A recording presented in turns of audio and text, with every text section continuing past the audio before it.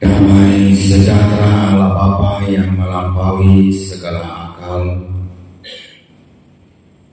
itulah kiranya menyertai hati dan pikiran di dalam Kristus Yesus Tuhan kita. Amin. Jemaat yang terkasih di dalam Kristus Yesus, firman Tuhan yang menjadi renungan sukacita bagi kita pada pagi hari ini dikutip dari kitab Mazmur pasal 89 ayat 15 sampai dengan ayat 18. Demikian firman Tuhan. Keadilan dan hukum adalah tumpuan tahtamu. Kasih dan kesetiaan berjalan di depanmu. Berbahagialah bangsa yang tahu bersorak-sorai. Ya Tuhan, mereka hidup dalam cahaya wajah-Mu. Karena nama-Mu mereka bersorak-sorak sepanjang hari. Dan karena keadilan-Mu mereka bermegah. Sebab Engkaulah kemuliaan kekuatan mereka, dan karena Engkau berkenan tanduk kami meninggi. Demikian firman Tuhan. Bapak Ibu, saudara-saudara, apa susahnya sih bersorak-sorai, bermegah dan bersukacita di dalam hidup? Sepintas itu adalah sesuatu sikap atau pekerjaan yang gampang dilakukan. Jika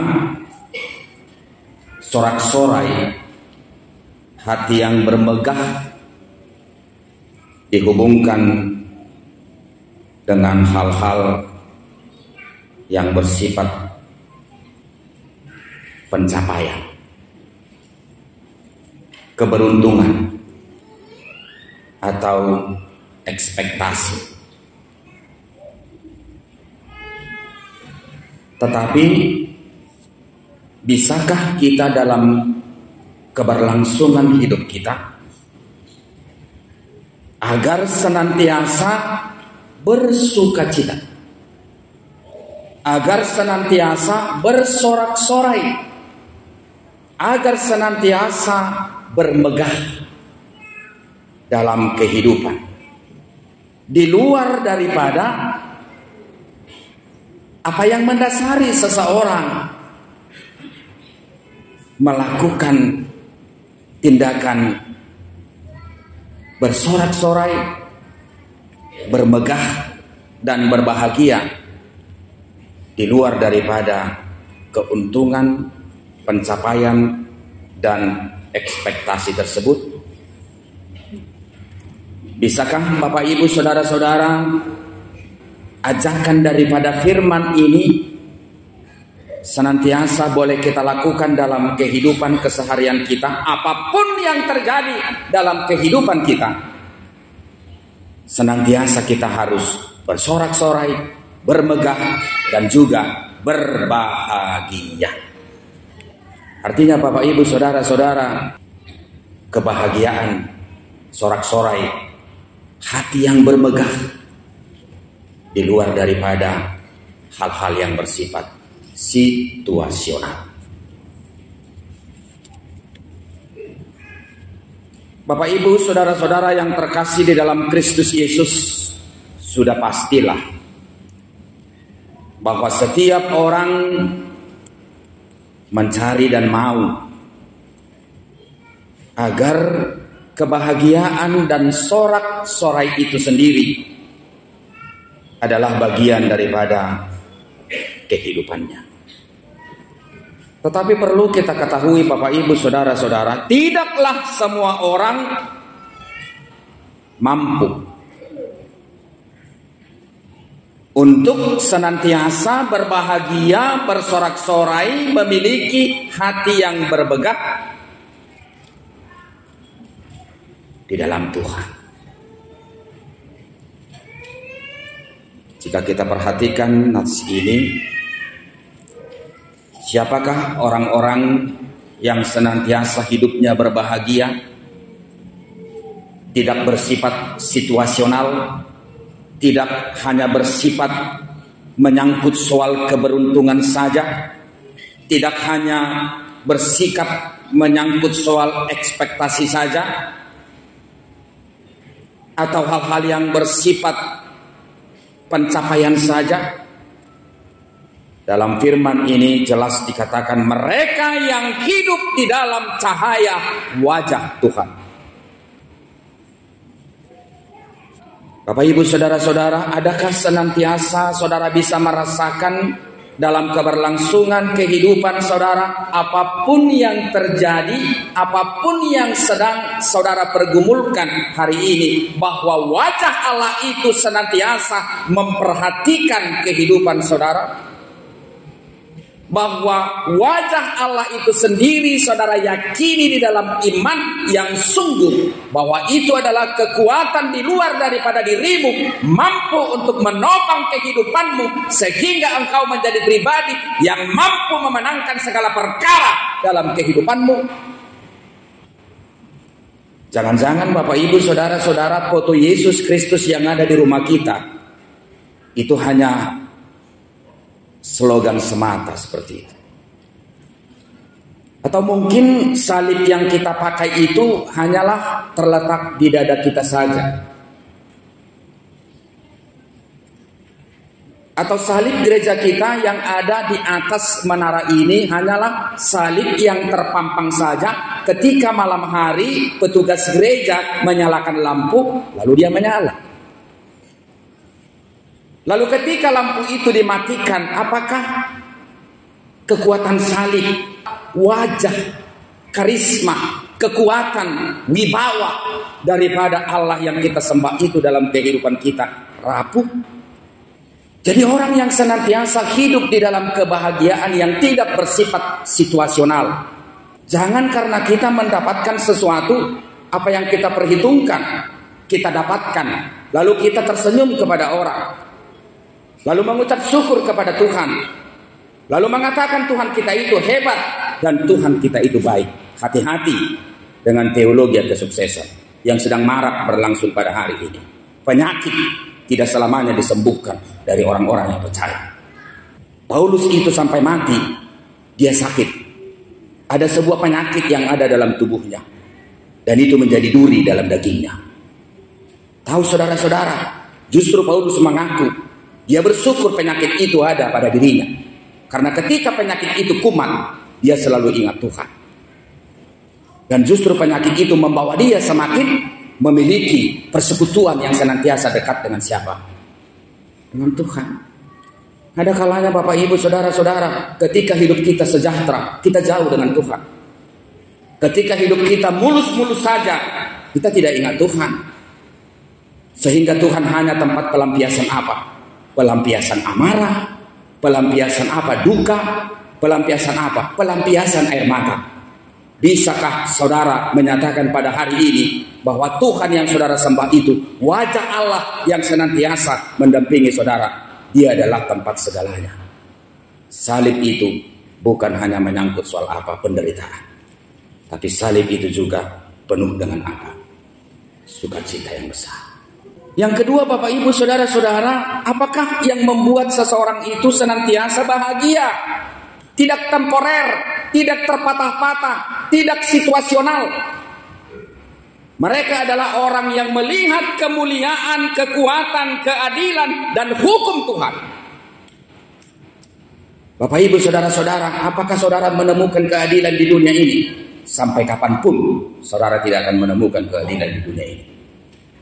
Apakah saudara menemukan kebenaran di dunia ini? Sampai kapanpun saudara tidak akan menemukan kebenaran di dunia ini. Walaupun saudara tidak menemukan keadilan dan kebenaran itu, berjuanglah untuk melakukan keadilan dan kebenaran. Jadilah kehendak-Mu di bumi seperti di surga. Jadilah kehendak-Mu di hatiku seperti di hati-Mu Tuhan. Jadilah perilakuku dalam hidupku seperti dalam kehidupan-Mu Tuhan. Bapak, Ibu, saudara-saudara, Tuhan tidak mau kita memiliki sukacita, kebahagiaan, hati yang bermegah dalam keadaan yang sangat rapuh,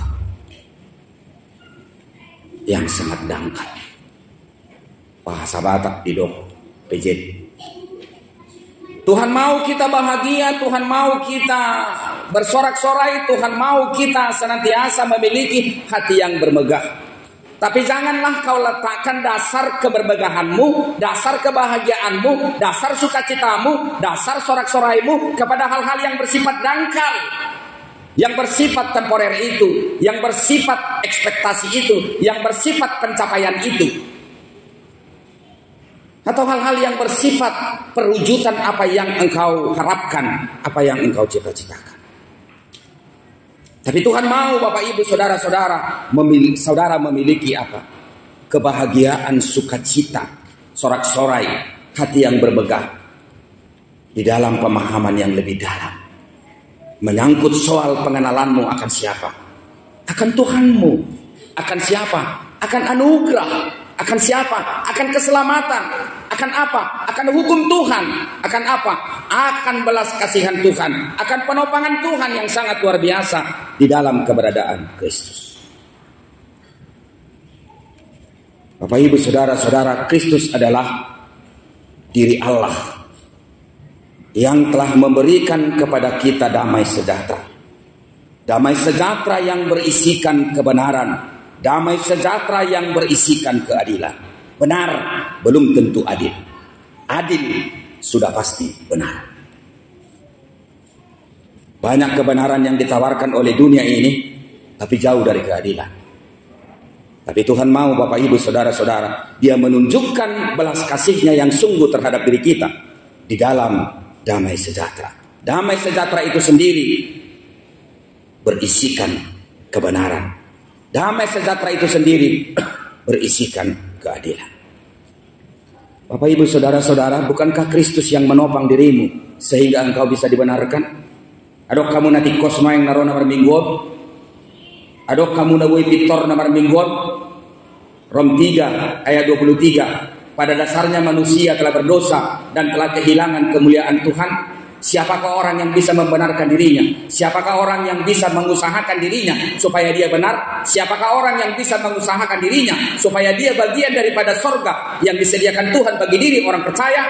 Tidak ada, kecuali melalui penopangan dan belas kasihan Tuhan. Itulah kebenaran, itulah keadilan, itulah sukacita, itulah sorak-sorai. Disitulah kita menjadi pribadi yang bisa bermegah senantiasa dalam Tuhan.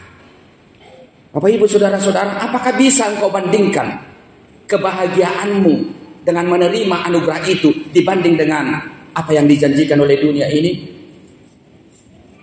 Boido tergati kasonangan ni portibion, kasonangan naun nilehon ne debatatu homar hiti Kristus disusi. Gak bisa Bapak, Ibu, saudara-saudara. Untuk itu marilah kita Bapak, Ibu, saudara-saudara senantiasa memberi hati untuk Tuhan supaya kita mendapatkan sukacita yang besar, kebahagiaan, sorak-sorai, dan hati yang bermegah. Karena keadilan, karena kebenaran, karena kemuliaan, karena topangan Tuhan yang hebat atas diri kita. Tuhan tidak mau kita memiliki sukacita yang dangkal. Kenapa? Karena sukacita, kebahagiaan, hati yang bermegah, atau kegembiraan yang ditawarkan oleh dunia ini tidaklah sejajar dengan pembentukan keberadaan dari diri seseorang yang menjalani hal tersebut. Coba perhatikan nats itu Bapak, Ibu, saudara-saudara lebih teliti. Ada kata-kata yang perlu kita ulas di situ. Yang pertama, tanduk. Saudara punya tanduk? Coba saudara pegang kepala masing-masing. Ada pula yang pegang kepalanya itu. Ya sudah pastilah tidak punya tanduk Bapak, Ibu, saudara-saudara. Yang kedua ada kata perisai. Yang ketiga ada kata raja. Bapak Ibu saudara-saudara, jika kita baca Ratapan 2 ayat 3, apakah arti tanduk dari segi pemahaman teologis? Tanduk adalah lambang, tanduk adalah kekuatan, tanduk adalah kemuliaan, tanduk adalah juga alat menyerang. Bapak Ibu saudara-saudara, ketika saudara dibentuk di dalam diri yang mendapatkan kebahagiaan, sorak-sorai, hati yang bermegah, di dalam pengenalanmu akan Tuhan yang hebat itu, tandukmu akan semakin apa? Tandukmu akan semakin bertumbuh. Artinya apa? Standing. Kita memiliki nilai masing-masing loh. Ketika Tuhan mengatakan pada kita pada hari ini, seberapa berat atau seberapa tinggikah standing atau iman kepercayaanmu kepada Tuhan. Bapak Ibu saudara-saudara, secara harafiah, semakin tandukmu tinggi, engkau akan semakin hebat. Semakin engkau mengenal apa arti salib itu sendiri, anugerah itu sendiri, dan engkau melihat hukum keadilan dan kebenaran Tuhan ada di dalamnya, engkau akan semakin bertumbuh dalam sukacita yang besar. Dan apapun yang menjadi tawaran daripada dunia ini untuk menjadikan engkau bersukacita, itu tidak bisa digantikan oleh apa yang ditawarkan oleh dunia ini. Bapak Ibu saudara-saudara, tandukmu akan semakin tinggi. Artinya apa? Wibawamu. Artinya apa? Karismamu. Artinya apa? Kehebatanmu. Jadi ketika kita bersukacita dalam Tuhan, itu sejajar, itu paralel dengan pembentukan apa? Pembentukan, maaf, tanda kutip, harga. Bukan harga diri. Nilai. Ya. Jadi orang yang bersukacita dengan mengangguk kepala ke kiri dan ke kanan, itu beda dengan sukacita ini. Atau banyak lagi sukacita yang didesain oleh dunia ini. Dan itu adalah rapuh. Dan itu adalah gampang jatuh. Dan itu tidak punya nilai apa-apa. Untuk membentuk dirimu, malah engkau akan semakin rusak dengan sukacita yang seperti itu. Untuk itu Bapak Ibu saudara-saudara, biarkanlah dirimu bertumbuh. Dan biarkanlah tandukmu semakin tinggi. Semakin banyak engkau bersukacita dalam Tuhan, tandukmu akan semakin tinggi. Alat penyerang untuk dirimu. Ketika tandukmu semakin hebat, engkau akan dimampukan menyerang lawan. Lawan iblis. Lawan tawaran sukacita yang ditawarkan oleh dunia ini. Yang kedua Bapak Ibu saudara-saudara, perisai. Apakah perisai? Dari segi literatur, perisai itu disebutkan adalah apa? Pelindung dari musuh. Itu terbuat dari tembaga dan itu diletakkan di tangan. Tapi perisai yang dipakai oleh orang percaya dan mendapatkan kebahagiaan sorak-sorai bermegah di dalam Allah, perisainya milik siapa? Lihat nats itu. Perisai itu adalah milik siapa? Bukan milik pendeta Silaban. Perisainya milik siapa? Jangan hanya saya yang Bapak perhatikan Bapak Ibu. Dari dulu saya sudah ganteng. Nah, pelindung itu, perisai itu adalah milik Tuhan. Bapak Ibu saudara-saudara, ketika alat yang saudara pakai adalah milik Tuhan, tidak ada musuh yang bisa mengalahkan saudara. Dan saudara akan senantiasa menjadi hamba pemenang. Memenangkan segala perkara dalam kehidupan saudara. Untuk itu Bapak Ibu saudara-saudara, kalau kita tafsir dengan pemahaman yang paralel juga, ternyata sukacita itu kekuatan. Itu mungkin Paulus mengatakan dalam kitab pastoralnya itu, bersukacitalah senantiasa di dalam Tuhan. Aku ulangi sekali lagi, bersukacitalah. Amang dohotamu inang gugululas nirokai. Coba bayangkan saudara bangun pagi-pagi, saudara itu memiliki muka yang begitu masem. Istri pun takut menegur saudara, anak-anak saudara pun takut menegur saudara, tetangga pun takut menegur saudara. Maaf, mungkin yang berkaki 4 yang di rumah saudara itu pun takut menegur saudara. Bahkan mungkin saudara sendiri takut menegur dirimu sendiri. Jadi ternyata Kegembiraan itu adalah obat. Kebahagiaan itu adalah obat. Sorak-sorai itu adalah obat. Hati yang berbegah itu adalah obat. Marilah kita senantiasa sebagai orang yang percaya, benar-benar percaya, kita memiliki perisai yang ada di tangan, dan itu adalah alat yang diberikan oleh Tuhan. Itu bukan hanya sekedar terbuat dari tembaga, tapi itu adalah alat kemenangan, jaminan kemenangan yang diberikan Tuhan kepada kita. Siapapun yang menjadi musuh kita, kita akan menjadi pribadi pemenang. Amin. Yang ketiga, Bapak Ibu Saudara-saudara, raja. Ini raja ini adalah berhubungan kepada Raja Daud. Ketika Daud dipilih oleh Tuhan. Siapakah Bapak Ibu Saudara-saudara yang menjadi raja dalam kehidupanmu? Mungkin bisa saja keakuanmu. Mungkin bisa saja apa? Ambisimu. Ketika seseorang meletakkan dirinya kepada ambisinya. Ambisi yang menjadi raja bagi dia. Atau bisa saja apa? Amarahmu. Mungkin saudara-saudara sekarang di sini ada yang sedang marah. Kepada siapa? Gak tahu kepada siapa seperti itu. Tapi ketika saudara hadir pada hari ini, buang itu dari diri saudara. Yang menjadi raja bagi dirimu adalah apa? Anugerah. Yang menjadi raja bagi dirimu adalah keadilan Tuhan. Yang menjadi raja bagi dirimu adalah apa? Belas kasihan Tuhan. Yang menjadi raja bagi dirimu adalah apa? Kemuliaan Tuhan. Ketika ini Bapak Ibu Saudara-saudara senantiasa terngiang. Ketika ini senantiasa Bapak Ibu Saudara-saudara boleh menjadi raja, memerintah dalam kehidupan kita, kita akan senantiasa bersukacita.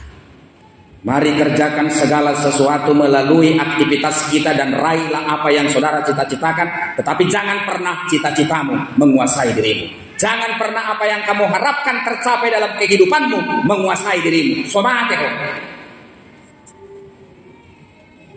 Ya. Jalan saja. Biar Tuhan yang menentukan. Biar raja yang menentukan. Kau kan bukan raja.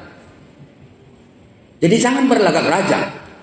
Terkadang kita dalam mencapai segala sesuatu di dunia ini karena ambisi kita yang sangat luar biasa.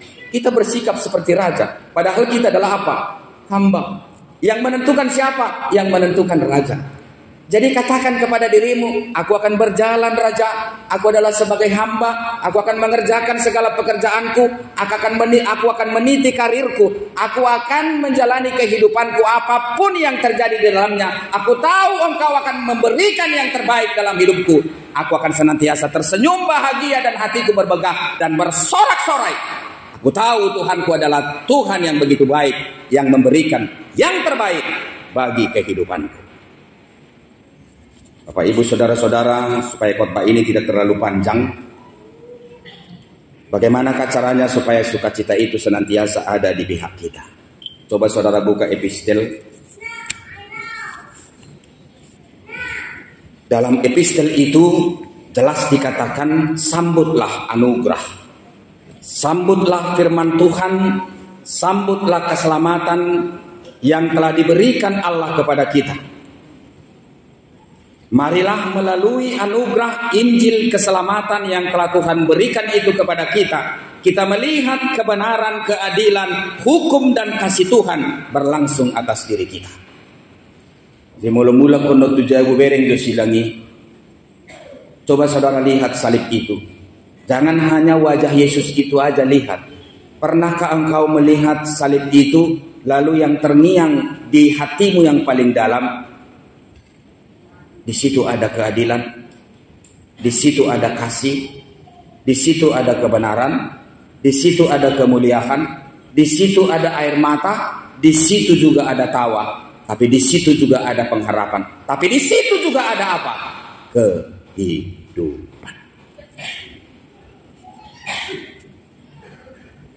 Yang kedua, Bapak Ibu Saudara-saudara, dihubungkan dengan epister. Marilah kita sambut orang-orang yang telah dipilih oleh Tuhan sebagai hambanya untuk memberi pembekalan, pendampingan, dan pengenalan kita akan firman Tuhan. Supaya kebahagiaan, sorak-sorai, kemegahan hati yang benar-benar bermutu itu menjadi milik kita. Ya. Jadi kita diundang untuk menyambut hamba-hamba Tuhan. hamba-hamba Tuhan yang benar loh. Perkembangan gereja, aliran pada saat ini sangat luar biasa. Terkadang jemaat bingung untuk memilihnya. Manakah gereja yang benar, manakah gereja yang tidak benar? Manakah hamba Tuhan yang benar, manakah hamba Tuhan yang tidak benar? Memang konteks penulisan daripada kitab epistel itu tidak sama lagi dalam konteks saat ini.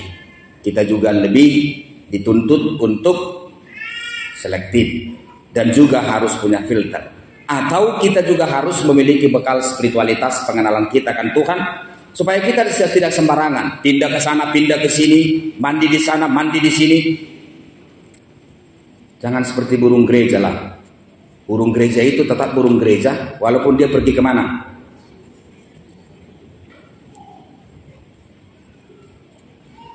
Kemarin itu saya nonton di salah satu media, pendetanya marah-marah. Kalau saya tidak salah itu di daerah Siborong-Borong. Kemungkinan jemaat yang satu ini pindah dari salah satu gereja tertentu dan mengikuti aliran yang diajarkan oleh si sang pendeta. Kemudian orang tuanya meninggal. Lalu dibuatlah adat sesuai dengan tradisi orang Batak. Ternyata sesuai dengan aliran agama yang dia yakini itu, agama yang baru itu nggak boleh. Dan boy diadati, marah-marahlah si sang pendeta ini kepada jemaat ini. Lalu banyak yang memberikan tanggapan yang bersifat pro kontra. Lalu saya mengatakan, saudara nggak boleh marah sama pendetanya kalau dia marah sama jemaatnya. Karena si sang jemaat itu mendaftar kepada gereja yang dia pimpin, pasti dia sudah setuju. Dengan apa? Dengan aturan, ajaran, ketentuan yang diajarkan oleh apa? Si sang pendeta sesuai dengan lembaga gereja yang mengikat dirinya. Ya. Jadi Bapak Ibu Saudara-saudara, manat unang alana dok persoalan di son merek tu bariban. Di dia nasok persoalan Tuhan Nabi. 12 dosisian di Yesus tong marsoal. Parhaladu di sono 60 halak. Wajar mulu marsoal terus. Tapi bukan berarti terpecah. Bapak Ibu Saudara-saudara, sungut-sungut itu perlu ditanggapi dengan sungguh-sungguh. Yang kecil dihilangkan, yang besar diperkecil. Mari belajar merendahkan diri. Mari belajar apa? Menyangkal diri. Yang terakhir Bapak Ibu Saudara-saudara, agar kita senantiasa bahagia, bersorak-sorai, dan senantiasa memiliki hati yang begitu bergembira. Marilah Bapak Ibu Saudara-saudara, kita memberikan dukungan dan memberi secangkir air sejuk untuk diam kepada orang-orang yang telah Tuhan pilih menjadi hambanya. Tidak ada alasan bagi kita Bapak Ibu Saudara-saudara untuk tidak mendukung. Karena apa? Karena saya pastikan semua jemaat yang hadir di sini tidaklah mungkin tidak memiliki apa? Secangkir air sejuk.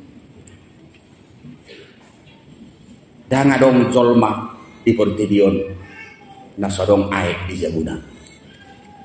Jadi ternyata Tuhan bukan mengatakan kasihlah sebuah kendaraan sama pendeta Silaban itu, sebab dia adalah hamba Tuhan yang diutus untuk dirimu. Kasihlah dia 1 gram emas, kasihlah dia 1 ikat uang, enggak seperti itu. Tapi kasihlah dia apa? Secangkir air. Sudah kau kasih? Banyak seperti itu. Maaf. Jangan untuk saya, untuk gereja saudara ini. Secangkir air pun kau tidak pernah kasih ke sini. Tapi ngomong luar biasa. Dan kebanyakan seperti itu. Kita terlalu luar biasa mengkritik. Kita terlalu luar biasa mencurigai. Kecurigaannya nggak bisa dibuktikan. Kita menjadi batu sandungan sama orang lain. Apapun tidak ada kita kasih apa-apa. Tapi kita yang paling ribut. Di kampung saya ada seperti itu. Setiap kali saya berkunjung ke kampung itu dari dulu sampai sekarang, tidak ada pendeta yang benar sama dirinya. Dan harus pendeta nanti kos di mana? Mulai itu mana satu nama ada. Dan harus pendeta nanti kos di mana? Dan harus situ nanti kos di mana? Gak ada. Gimana orang seperti itu coba? Kalau 3 pendeta berganti, lalu ketiga ini selalu dikatakan pendeta yang tidak benar. Siapa yang tidak benar di situ? Pribadinya. Nah untuk itu Bapak Ibu Saudara-saudara, marilah kita mengubah diri. Marilah kita melakukan hal terkecil supaya kita bahagia. Jangan kita menumbuhkan sesuatu yang membuat kita rugi. Jangan kita selalu menumbuhkan kecurigaan. Jangan selalu kita menduga-duga. Jangan kita itu negatif thinking. Tapi marilah kita dengan hati yang tulus. Tuhan mengatakan dalam firman ini agar sukacita, agar kebahagiaan, agar sorak-sorai, agar hatimu berbegak, merdeka engkau dari situ semua. Kasihkan saja apa? Secangkir air sejuk. Jadi tidak ada alasan bagi kita, saya bukan orang kaya, saya bukan orang terhormat. Saya mau Bapak Ibu Saudara-saudara, tukang becak sekalipun yang menjadi jemaat HKBP Teladan ini harus bisa memberikan sesuatu untuk gereja ini. Supaya kita semua mencintai gereja ini dan tidak didominasi oleh siapa? Orang kaya.